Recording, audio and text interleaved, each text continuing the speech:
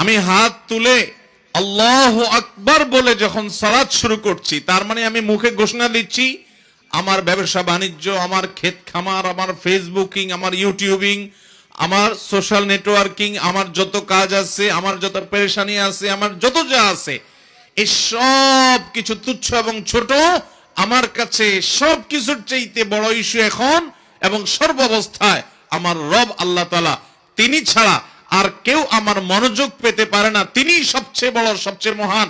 অতএব আমার পূর্ণ মনোযোগ, আমার পূর্ণ ধীরস্থিরতা, আমার পূর্ণ আন্তরিকতা, পূর্ণ ভক্তি, ভালোবাসা, সবকিছু সবচেয়ে বড় যিনি, তিনি পাবেন।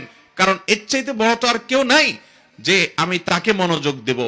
আল্লাহ তাআলা যদি সবচেয়ে বড় হয়, তাহলে মনোযোগটাও সবচেয়ে বেশি তার হওয়া উচিত, তার জন্য মনোযোগ হওয়া উচিত না? এজন্য আমরা শুরুতে ঘোষণা দিচ্ছি আল্লাহু আকবার, আল্লাহ সবচেয়ে বড়। তাহলে অন্য কোনো কিছু মনে আনবো না। অর্থে